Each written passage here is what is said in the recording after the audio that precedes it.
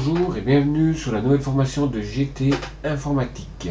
Aujourd'hui, nous allons voir comment faire une cherche, c'est-à-dire plutôt une recherche dans la colonne B, dans les pays, en tapant simplement des lettres et de pouvoir voir la solution par rapport à notre demande. C'est plus clair si je me mets directement sur la solution pour vous montrer. Je clique sur la solution. Si je tape A et N, comme exemple, il va me sortir tous les pays où le A et N est dans le mot. Voilà. Donc, comment faire ceci? Alors, je vous rappelle que je vous ai mis à disposition ce feuillet qui s'appelle Cherche ici, parce que c'est les deux grandes fonctions qu'on va utiliser dans ce document. Donc, vous retournez sur l'exercice. Voilà. Alors, la première chose à faire, c'est de rechercher. Donc, on va dans les formules ici en haut, autres fonctions, tous, vous tapez très vite CH et vous tombez sur cherche. OK. Qu'est-ce qu'on veut rechercher? On veut rechercher cette cellule E5.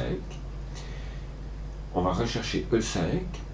Je tiens simplement à rappeler que nous avons tiré cette formule vers le bas et que automatiquement il faut qu'il recherche toujours E5, quel que soit le numéro de ligne où on va se trouver. Donc il faut figer les cellules. Pour figer, c'est la touche F4 en haut de votre clavier. Vous pressez F4 et on voit qu'il y a des signes de $$ qui se mettent.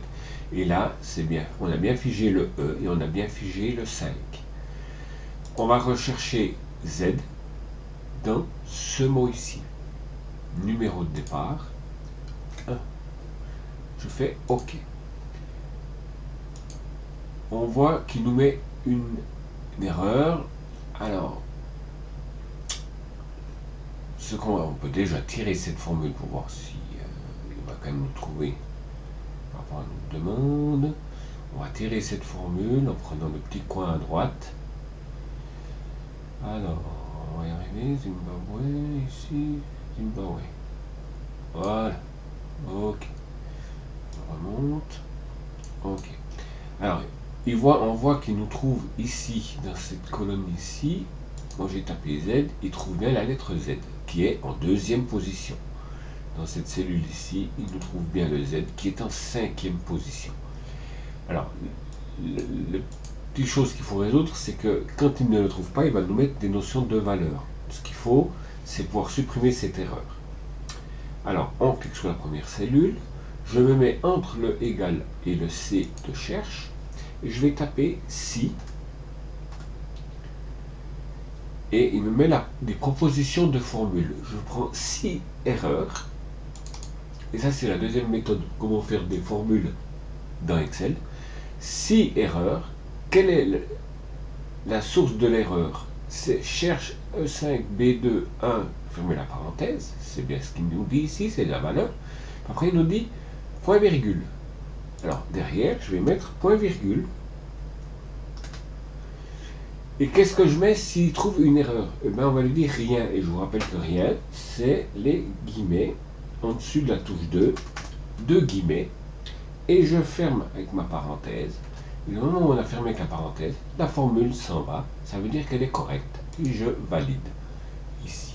Et on voit maintenant que je n'ai plus d'erreur dans cette formule. Et je clique 2 fois, et automatiquement il va me la mettre jusqu'en bas. Et à ce moment-là, on se retrouve avec les chiffres toujours correspondant à mon Z, mais je n'ai plus la notion d'erreur.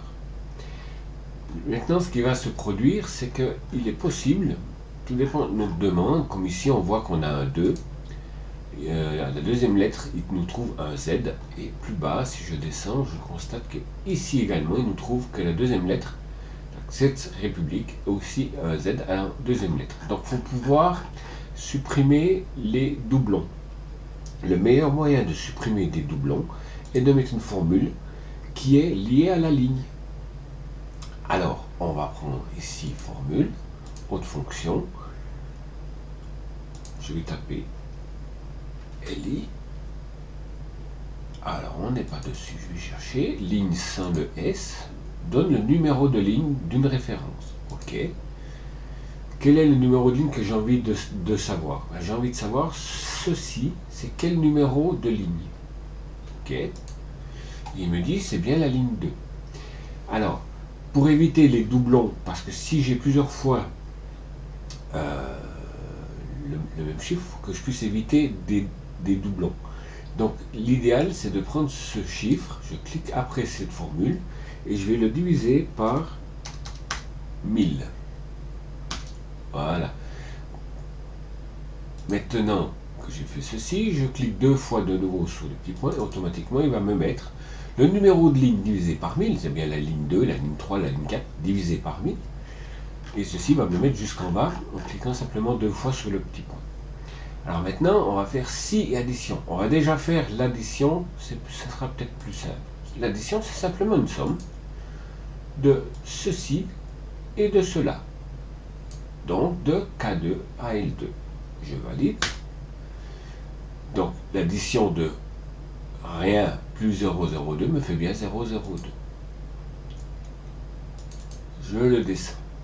Alors moi, ce qui m'intéresse dans cette colonne, c'est d'avoir le chiffre quand la formule, quand il aura trouvé ce que j'ai demandé. Dans notre exemple ici qu'on a, on a Z, on a 2 ici parce qu'il a trouvé un Z à la deuxième lettre du mot, et 2 plus 0,017 fait bien 2,017. Les autres, j'en ai vraiment pas besoin. Donc on va intégrer une formule si. Donc je me mets devant. Si, c'est une condition. Je vais taper si à la même place. Si. Il me fait plusieurs propositions. Je prends bien le si. Si. Le test logique, c'est si dans cette cellule K2 est égal à rien, valeur de mon si K2 je n'ai rien, point virgule, qu'est-ce que je fais si j'ai rien? Ben, je mets rien. Je change maintenant, point virgule, et si c'est faux, valeur si faux, somme K2 à L2. Maintenant, je finis avec une parenthèse, mais comme j'ai ouvert une deuxième parenthèse après le si, je suis obligé de remettre une deuxième parenthèse pour fermer ma formule. Et on voit de nouveau que ma formule s'est bien effacée, donc elle est complète. Et je me retrouve maintenant que si j'ai rien, je mets rien, mais que si j'ai un chiffre, on va voir en cliquant deux fois, si j'ai un chiffre, tu l'additionnes. Voilà, donc je me retrouve maintenant avec 2,017. On arrive pratiquement au bout de cette formation. Simplement, ce qui nous manque encore, c'est de trouver le rang. Alors, il nous faut maintenant venir ici et on va sélectionner la colonne rang, haute fonction, R, rang. Alors, le rang de ce chiffre ici, qui n'existe pas pour l'instant, de ce chiffre ici, référence dans cette colonne, et puis par ordre chronologique, donc on y met le 1. Et je valide. OK. Je tire deux fois ceci. Bon, il me met des valeurs, évidemment, parce que quand il n'y a rien, il n'arrive pas à me donner un classement de rang. Donc on va remettre la même formule qu'avant. Si erreur, donc je me mets entre le égal et le rang. Je vais taper si. Je prends si erreur. Si erreur de cette formule. La valeur, c'est bien cette formule. Point virgule, mais il me le propose après. Point virgule. Valeur si erreur, tu mets rien. Si tu as une erreur. Et je ferme avec une parenthèse et je fais Enter. Et on voit qu'à ce moment-là, je n'ai rien. Et ensuite, je clique. Et maintenant, je me trouve avec un classement à ce niveau-là. Pour venir dans cette formule ici, je vois que je ne l'avais pas effacé, donc je vais les effacer pour vous montrer comment ce qu'on fait. C'est dans mon ancienne vidéo, on fait simplement une recherche valeur. Donc, recherche, mais recherche valeur. valeur verticale plutôt, ça serait la meilleure définition, recherche verticale. Qu'est-ce qu'on va rechercher verticalement? On va chercher le chiffre 1,